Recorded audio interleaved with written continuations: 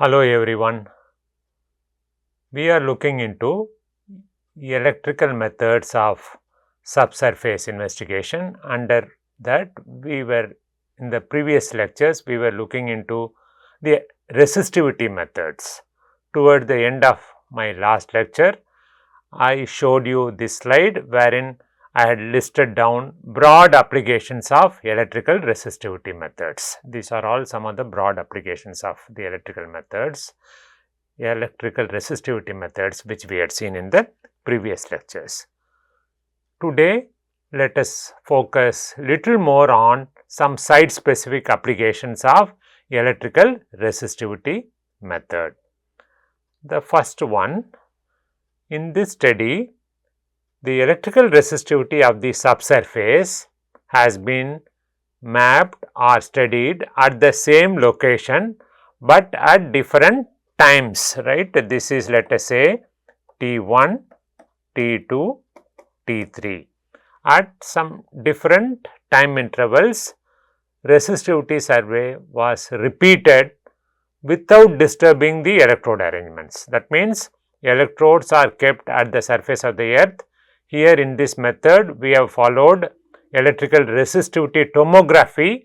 In tomography, I had shown you previously, several electrodes are kept at the surface, right, and there is a switching device which is known as imaging system that will connect 4 electrodes to the resistivity meter. A measurement is taken, then the switching device will shift to new set of 4 electrodes, thereby we are able to scan the entire subsurface, right, as I am showing here, and we are able to get the resistivity image of the subsurface.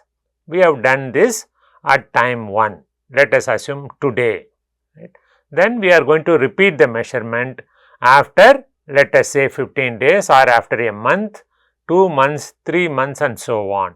By doing so, what we are able to understand, how the subsurface resistivity changes within that such a short span of time. The major reason for the change in the subsurface resistivity image, as you see in these 3 diagrams, they were taken at the same location at different times, but the image appears little bit different. The difference has to be only attributed to the change in the chemical composition of the water content or the quantity of the subsurface water content. So, these two are the most important triggering points for change in the subsurface resistivity. So, as you can notice here, the blue zones are having low resistivity, right. When you have very low resistivity below the surface, probably it is of clay in nature, right. In this case, certainly it is not clay. Why? Because when we repeated the measurement after some time gap, previously we had observed very low resistivity here, but now the resistivity has increased from this range it has come to red color. Okay. So, certainly this zone is not clay. Then what is happening? The low resistivity zone, when you take the resistivity imaging at time 2, has moved somewhere here. So, this clearly indicates beneath the subsurface we had a contaminant plume. Contaminant plume is groundwater which is very much contaminated, which is present as a packet. This contaminated plume slowly migrates along this direction. This could be mapped by electrical resistivity method. So, this is one of the application. This method is almost like a 4D method now, because what we have done 2-dimensional resistivity imaging at different times, right. We can also repeat the same at several profiles, right. This is one profile. Suppose if you have several measurements are made in adjacent profiles, we will also have the 3-dimensional mapping of the plume is possible, right, and how this plume is migrating with respect to time, we are able to understand from resistivity survey. In the next example, we have tried to understand the implications of seawater intrusion below the surface of the earth. So, what is seawater intrusion? Seawater intrusion is lateral inward flow. This is the land side, this is sea. Lateral inward flow of saline water into the aquifers. This is saline, this is fresh groundwater, right, and this is the water table. So, water table is always higher than the sea level. So, this is the sea level. When the water table falls down due to over extraction of groundwater, when the water table goes down below like this, more and more seawater intrudes into the land part. Seawater is generally present at the lower part of the aquifer because saline water is slightly denser than the fresh water. Right? And during this survey, we wanted to observe how seawater intrusion has affected the coastal aquifers just south of the city of Chennai. So, this is the city of Chennai. What you see here is the Chennai port, right? This is a Google image, right? This is the city of Chennai, and we focused our study in the southern part of Chennai. Somewhere this is our study site. The zoomed version of this is shown in this map, right. This is a river, Adayar river, which is somewhere here, Adayar river, and just south of Adayar river is a coastal beach sand. Over there we conducted several studies along different profiles, right. And here the locations at which we carried out vertical electrical sounding, right. All the black dots here indicate the locations of our survey, right. This site is an interesting site because of the fact eastern side is sea, Bay of Bengal, and on the western side there is a canal which was constructed for navigation purpose long time ago. It is known as Buckingham Canal. This canal runs nearly for several hundred kilometers along the east coast, right, and due to this fact, this canal cuts across several rivers, right. This is the canal will cut across several rivers, that is passing through passing from western side towards the east and joining the Bay of Bengal. Due to this reason, the canal's water level is on par with the sea level, right. So, the canal water is also mostly a brackish water, and on the eastern side we have sea water. So, how the dynamics of groundwater pumping and recharge affects the subsurface was the aim of this study. So, here I am showing you the resistivity tomogram conducted in different electrode configurations. We have already discussed what is dipole method, what is Venner method, what is Schlumberger method. Here we have deployed a new technique known as a combination of Venner and Schlumberger, and this image as obtained by inversion.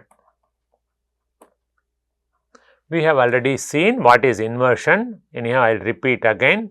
In inversion technique, we try to first of all determine the apparent resistivity at different locations beneath the surface, right. At different points below the surface during the survey, using the electrical resistivity meter and imaging system, automatically we get the apparent resistivities at different locations.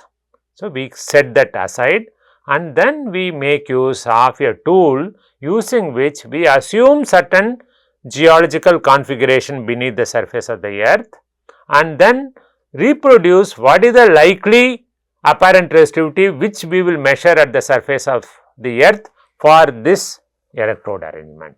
Is that clear? That means on one side we have the observed apparent resistivity values at different locations below the surface of the earth. Then we create a model, right. Model in the sense we assume certain subsurface geological configuration for which what is the likely apparent resistivity values which we will observe when you conduct a profiling as well as sounding at the surface of the earth by, let us say in this case, dipole arrangement. After arriving the model derived apparent resistivity value, we will compare both the model derived apparent resistivity will be superimposed over the field derived apparent resistivity. If both of them match, well and good. If it does not match, we will rework. So, it is a trial and error process by which after we reach a reasonable level of matching, then we assume that is the likely subsurface that is likely to exist at the site where we carried out our survey. For example, several iterations were done. I am showing you at iteration number 7, the error is nearly 45%. So, always we compare with our observed as well as the model derived resistivity values. We continue this trial and error process several times until we minimize the error. So, in this case the error is around 32%. This is Wenner-Schlumberger method. Once if the error is reduced, then we can assume whatever was assumed during inversion is existing at the site where we conducted the survey. Is that clear to you? So, this is how I am showing you two sections obtained along a profile perpendicular to the sea. That means sea is on the right hand side, on the western side somewhere much beyond you have the Buckingham Canal, right. So, all the low values indicate salinization. So, here is the scale. So, this is actually a resistivity section because we have derived this section after inversion. So, this is what we have assumed.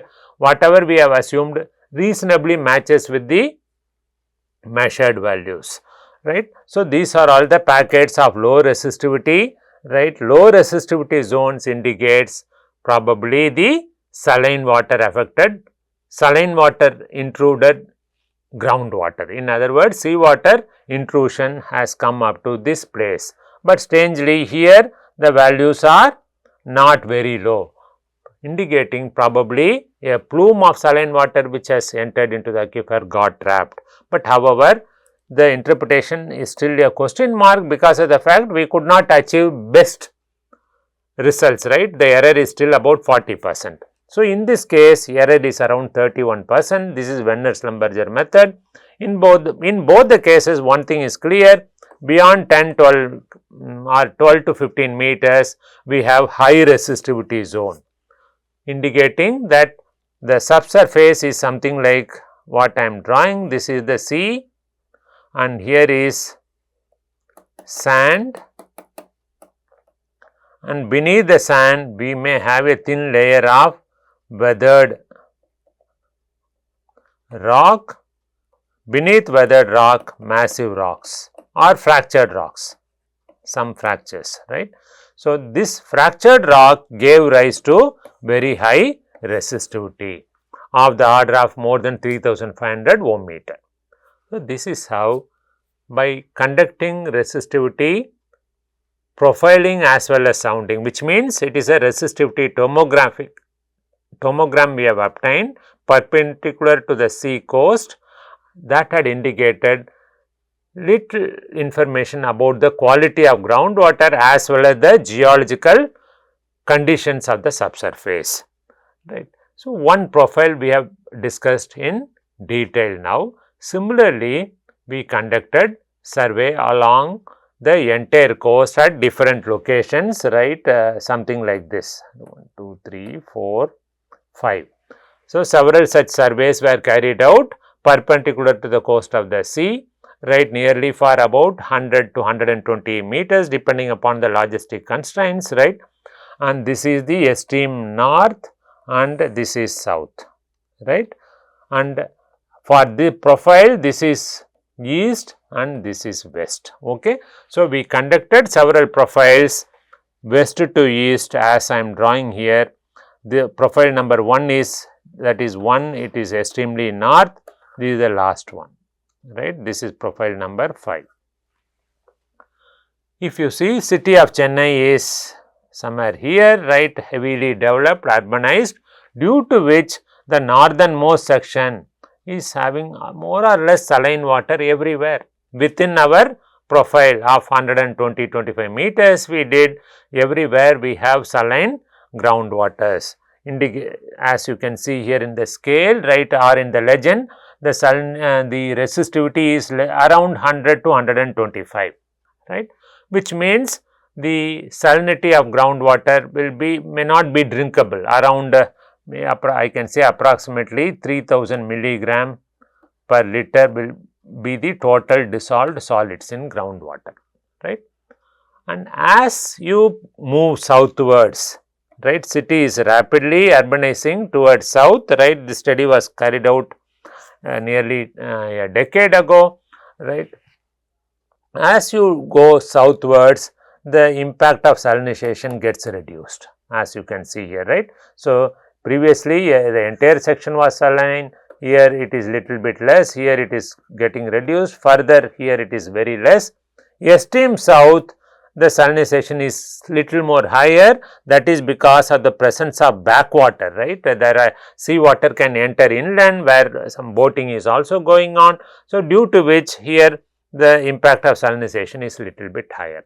So, what we are able to understand from this study is electrical resistivity method has been successfully deployed to understand the impact of seawater intrusion, right. Understanding seawater intrusion is little bit difficult, whereas by deploying a non-invasive electrical resistivity method, we are able to understand the impact of the salinization in coastal aquifers down south of Chennai. And at the same site, very close to this profile, somewhere near this profile, we also did 3-dimensional survey. How can we do 3-dimensional survey? This is the sea and this is the land side. What we did, we arranged the electrodes, 75 electrodes which we had in this fashion, right, and the survey was conducted using the imaging system. So, when you conduct using imaging system, what the system will do is, it will carry out whatever configuration which you choose, right. Maybe you can choose Venner, Schlumberger, dipole or combinations of different methods. The system will automatically carry out investigation using the chosen electrode configurations along all the profiles. So, here you can see the profiles are one after another, maybe within, I think we had deployed the profiles at a distance of 20 or 25 meters, right. So, when you conduct a detailed investigation in a small area, let us say 25 by 25 meters, we could get the image of not 25, around 50 meters we have done, right.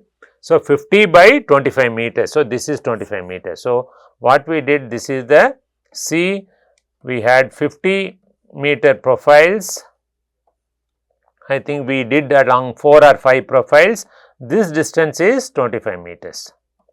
So, distance between every profile is around 5 meter, this is around 50 meters, which means we are investigating a small cube or cuboid beneath the subsurface, as you see in this diagram, right.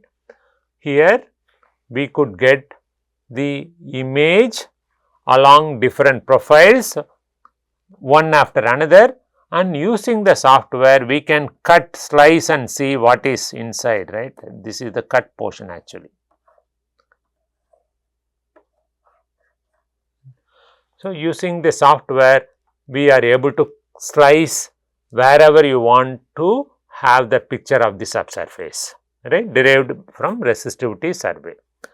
So, here is a classic example of a 3D tomogram carried out down south, right, just south of the city of Chennai in coastal part of, this is the Chennai city, right. We did the study somewhere here, right, on the coast, which comprises of quaternary sand, right, sandy beach, over which we carried out the survey. And using this survey, we are able to understand seawater intrusion is not a simple phenomena. You can see a kind of all the blue zones in this diagram is having low resistivity affected by salinization due to the seawater intrusion, but seawater intrusion is very much complex, as you see here, right. The blue zones, this is the blue zone, low resistivity, but somewhere here adjacent to blue we have some greens, isn't it, as you see here, a little bit higher resistivity. What does it indicate? A effect of fingering, we used to call it as fingering effect. That means seawater is able to get into the aquifer wherever the pore size is larger or wherever the hydraulic conductivity is higher. So, this picture, the 3D picture here indicates little bit more information on the aquifer's properties, especially aquifer porosity as well as the hydraulic conductivity. Then, in order to cross verify the results we have got, we have chosen a well somewhere here, right, located very close to the sea, and in that well we conducted a survey of electrical conductivity of the groundwater. So, EC, electrical conductivity, was measured using a probe with a long cable, as you can see here in my hand. This probe is lowered into the well. As we lower, we could get the conductivity. This is nothing but electrical conductivity logging in a existing well. So, the well had water at about 3.5–4 meters, right. Then as you lower, the electrical conductivity is much lower at the top, whereas conductivity rapidly increases as you lower your electrode into the well. What does it indicate? The quality of water is far better at the top zone of the aquifer. As we go down and down, the conductivity rapidly increases, indicating the influence of seawater. That means water is becoming more saline. So, saline water offers very high conductivity, as you see here. That means within from 3, the groundwater table was at a depth of this is above below ground level, this is the ground surface. At 4 meters groundwater was very fresh, at 8 meters it is very much saline, almost equivalent to that of seawater, right. So, this is how when we conduct a electrical resistivity survey, we need to compare our results with some other evidences, maybe a borehole log, or as you see in this case, we had made use of electrical conductivity measurements along a vertical profile, right. In a existing well, electrical conductivity was measured in a well which is perforated throughout its length. So, this is the application of electrical 3D tomogram. By 3D tomogram, we are able to literally visualize the subsurface from the resistivity measurements, as you see in this diagram, right. In this study, we conducted more or less similar to a study which I indicated previously, but in this case we did not use the imaging system. This is a quite old study, more than, this was conducted sometime during 1999, but I thought this will give you some idea that we need not use the imaging system. Using a conventional 4 electrode resistivity meter, we can also achieve 3D data. How could we achieve that? As you see in the diagram on the left hand side, right, we conducted vertical electrical sounding at all these black dots, maybe around at 70 locations, we conducted vertical electrical sounding. So, what is vertical electrical sounding? You know already. So, this is the center point, our station. When we conduct vertical electrical sounding, we progressively move the electrodes, symmetrically move the electrodes on either side of our station, and we measure the electrical resistivity. So, as we do this, we are able to understand the electrical resistivity of different points below the surface. This is the ground surface, beneath the surface, because as the distance between the electrodes increase, depth of penetration of current will increase. So, this is how the survey was conducted. So, we have at 70 vertical lines, as I have drawn here, we have the resistivity values at different depths. isn't it? So, at 70 locations, I have the apparent resistivity of different depths, right. I use the same distances at all the 70 locations, right. So, if I had followed a Schlumberger method, I have the data of, I will draw here, I have the data of AB by 2 versus rho A for one sum. So, I have a long data. Let us imagine AB by 2 was 2 meters, it is all in meters, this is ohm meter, right. 2, 4, 6, 8, 10 like that, I have a data of apparent resistivity. Same electrode arrangement I have used at all the 70 locations. So, I have a table something similar to this for 70 locations, right. What I have done here on the right hand side is, we did a plot of AB by 2 is equivalent to 3 meters. When AB by 2 was equivalent to 3 meters, how the apparent resistivity varied over the entire area, because we conducted survey at 70 locations, right. So, at 70 locations, I know the value of apparent resistivity when AB by 2 is 3 meters. I use that value, or rather we use that value to plot the resistivity contour. So, this diagram what you see here is a isoresistivity diagram, right. Isoresistivity contour map has been plotted. So, as expected, this is C, this is the boundary, right, this is the line demarcating sea and land. So, toward the sea, when AB by 2 is 3 meters, the apparent resistivity is reasonably higher, because when AB by 2 is equal to 3 meters, we are in the freshwater zone, right. I will go back to the previous slide, right here. So, when the depth to water table is 3 to 4 meters, we are in the freshwater zone. So, resistivity is comparatively higher, that is what you see here. When you make such a plot for AB by 2 is equal to 24 meters, we are discussing something 24 meters below the ground surface. At 24 meters below the ground surface, at this site, we expect more of saline groundwater.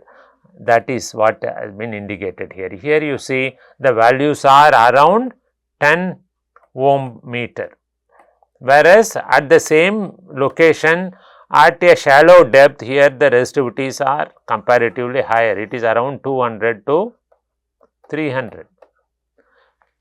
So, we are able to understand how the resistivity varies along a plane at different depths, isn't it? Because here we are showing at 3 meters, 9 meters, 18 meters. In fact, this survey was carried out by one of our PhD student, Dr. Jnanasundar, who is currently working with the Ministry of Jal Shakti as a scientist, right. Then we had used the same data to showcase how the profile varied. That means what we did, so this is a profile starting from one location, right, along different profiles, right. In fact, we had chosen a site where we did many such vertical electrical soundings, right, starting from, this is east and this is west. So, this line is the distance from the sea. In fact, this refers to distance from the sea. Sea is somewhere, sorry, not exactly here, sea is somewhere here, right. We could not go carry out the survey very close to the sea, right. So, we did after 20 or 40 to 50 meters. So, here you can see the profile, how the resistivity varied for different AB by 2s. A dark black line is for greatest AB by 2. So, when AB by 2 is 24, resistivity is almost 0 close to the sea.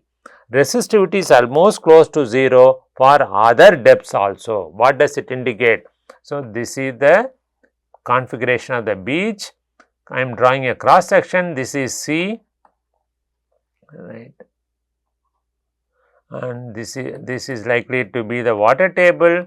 So, when we conducted survey here, at this location, right, even here the water is saline, right. That means sea water would have intruded like this. This is intruded area, right. So, here even at shallow well depth, water is saline as indicated by very, very low resistivity. As you move westwards, right, resistivity is much higher for AB by 2 is equal to 3 meters. At shallow depth, resistivity increases, but as we move towards the western side, I had told you previously there is a Buckingham Canal, right. As we go down towards west, there is a Buckingham Canal where the water is present at the level of sea. This is also brackish water. The influence of that also salinizes the groundwater. That effect also we could observe in this location, right. So, this is how data which we have obtained at different locations can be used to prepare isoresistivity contours at different depths. Isoresistivity of the formation at different depths. In this diagram, how the resistivity varied along a profile, right. And we had also plotted them in the form of a resistivity curves, right. We had seen H type, A type, Q type curves. So, here we could get curves of different types, right. Mostly if you plot the resistivity curves of locations very close to the sea, resistivity will rapidly fall down as we increase the electrode spacing. Obviously, isn't it? Because with respect to depth, resistivity will go down because of salinization. Whereas, at the middle of the area between the Buckingham Canal and the sea, resistivity is reasonably stable. With respect to depth, resistivity do not change much because up to 60 to 70 meters we have only saturated sand of uniform groundwater quality, due to which resistivity is more or less the same. So, this is how we are able to infer the quality of groundwater as well as the subsurface geological conditions. This is the profile at different locations. We had seen this profile already. This is for another location. Right.